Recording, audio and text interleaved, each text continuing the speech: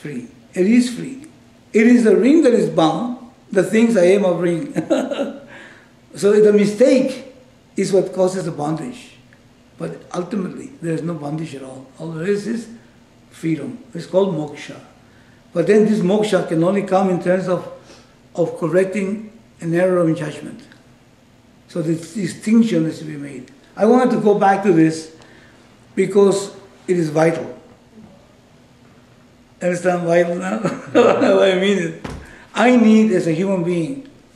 I've been looking. I've been trying to, as a human being, I've been looking for wholeness, and I've been looking for wholeness in the wrong place. Mm-hmm.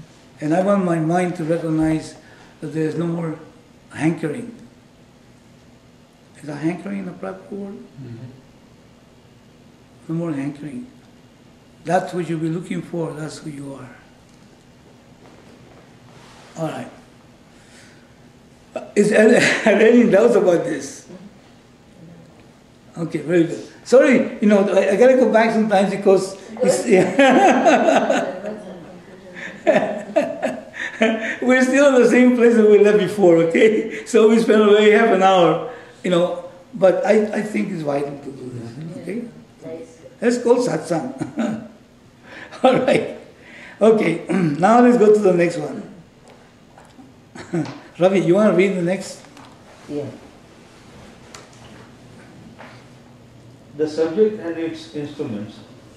The subject cannot be taken as an instrument because the instrument, being wielded by the subject, is necessarily in the hands of the subject. You are handling the body. You are handling the mind and senses. The subject cannot be taken as the very thing that it handles, just as you cannot take the spoon or fork that you eat with as yourself. That you are holding the fork in your hand does not mean that the fork is you. It is simply an instrument that you wield. Similarly, you wield your mind and senses, you operate them. You wield your physical body, you operate it. Therefore, they are merely instruments, and the doership imputed to Atma is simply a thought belonging to the mind. All right. It's called. It is just a thought. What is a thought? What is that? The doership, that it is imputed, upon the Atma. Can we say it is kind of a delusion? It is a delusion. It is a delusion. Now, the word imputed, correct my English. Imputed. What does that mean? Impute. To impute. It is a verb. He's using the verb here. It is what? It is a doership imputed to Atma. Oh, yeah. You know the word impute? Mm-hmm. To impute? Come on. I don't know exactly how to say that, but as if to put it in the Atma or... Yeah. Is put upon the Atma. Yeah. Now watch. So now you were running around with me, okay? And then, then the cops get me and you're with me. Okay? Why? Because I committed a crime before, okay? I didn't pay my tickets. And then I beat somebody up. Okay, let's just say that. So you're running with me. Now, because you're running with me, now they're imputing upon you what? That you are an accomplice. Mm-hmm. Now, when this cop imputes upon you, well, he's with her, he's with him, and he's imputing you the crime also. It might or it might not be true. Right? Mm-hmm. To impute something upon something doesn't necessarily mean it is true. Is that right? Yeah. So now, here, look at this. Here, it says, it says, this mind is a thought that imputes upon me the sense of doership. Because it seems like I do. Now, look at this. Remember the train situation? One train standing, the other train moving. Now, this train is moving backwards. Now, you impute to this train that is moving forward, isn't it? Right. You understand the point? So here we are, and and we are the ones who wield. Will means what? We actually manipulate or we actually handle. Like we wield a spoon to eat, so we wield every aspect of the personality in order to be able to serve us. We wield the eyes. I look there and I wield over there and I look over there. So I'm wielding the eyes, isn't it? Somebody's wielding the eyes. From there. So I wield the ears. So I listen to you, but there's so many sounds over there. Okay? So I am wielding, and I wield my ears to come over here. And so on. So everything, I'm wielding everything. So who's that that wields the whole thing? It's me, Atma. But then I impute upon the Atma as a thought that comes on. I impute upon the Atma that I am what? The instrument that I am wielding. And it is so silly. Because just as I cannot say that I use that fork, therefore I am the fork. That's in the same way, I wield these instruments, body, mind, senses. And I am not the body, mind, senses. I need to make a distinction of that. And you see, it is not good enough for the teaching to tell me that. I need to see the fact. And that nobody can see it but you. So when it says similarly, you wield your mind and senses, that means Atma. Atma, yes, you. Atma. Atma. But then the thought rises that an Atma is the wielded instrument. It's a thought that rises that says Atma is a. So therefore, look at this. I run. My legs are running. My body is running. I am wielding this body to run, and I say I'm a runner. Yes. Okay. Now watch this. This is we just take. I am hungry. Now watch this is a physiological function. Okay. So the body is hungry. Of course, it hasn't eaten in 3 days. Okay. But then I'm hungry. I am hungry, meaning I am angry. I am this body that is angry. That's hungry. So the body is an instrument, but then a thought rises that I am that. But the Atma doesn't get that doership, right? But a thought rises. But people think of Atma as a doer. As a doer, yeah. But the Atma is not doing. Not doing, yeah. Okay. The silver is not ringing. The ring is ringing. It's supposed to. But the one that wields the ring is a silver. And it is not ringing. That's a word we can make up like that. Okay. So you wield your physical body. You operate it. Therefore, they are merely instruments. And the doership imputed upon Atma is simply a thought belonging to the mind. Now, look, so then, what would be the solution? What's the solution? What would be the solution so that this stops?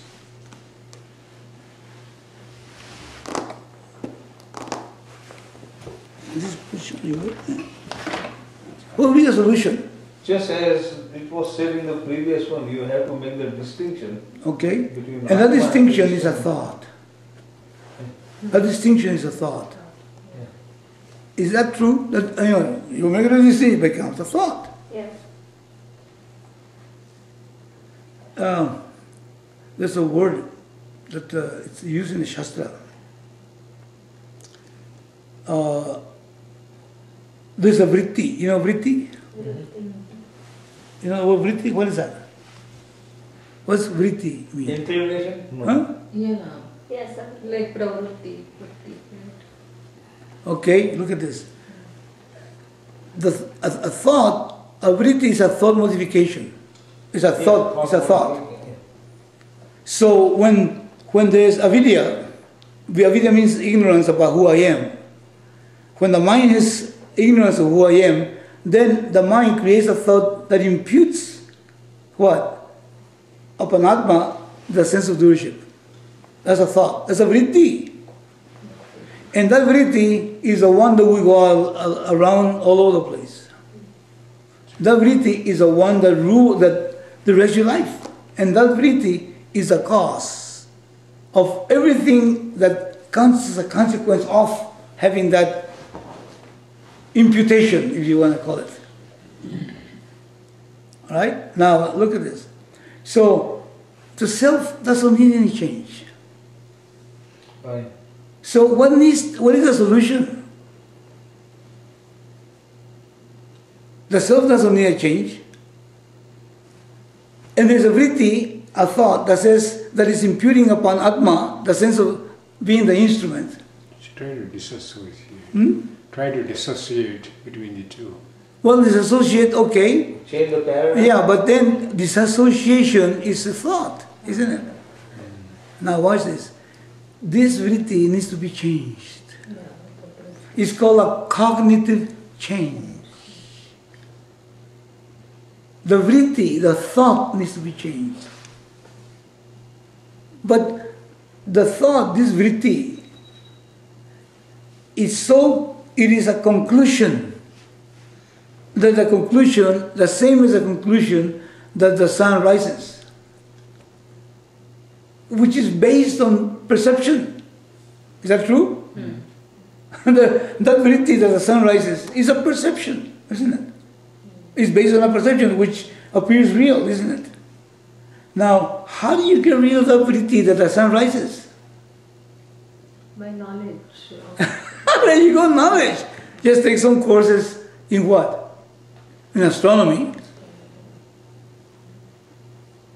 Now, is the sun going to stop rising? No. No. It's your. That wasn't happen. You will still enjoy the sun rising, But now you know. but you know it doesn't rise. That's it. So you're free. Now you create a whole new vritti based on understanding. So this Vedanta, it's a means so that the vritti can be modified to the reality, to what's real. Not what appears to be real and giving it the status of reality. Now, I want to use the Sanskrit because this is part of the Shastra. There is a difference between Satya and Mithya. And when the vritti is there, there's a thought that rises that imputes upon Atma the sense of being the instrument. That to us, we give the status of Satya. Satya means true. While all the time is nothing but Mithya, it's only apparent. And going back to the same thing as the sun rising. He or she who has not studied astronomy, he might say the sun doesn't rise or the sun rises, okay? And his vritti is imputing upon the fact that he sees rising that the sun is rising. So impute upon the sun the thing that is rising. Therefore the earth must be what? Still. Standing still.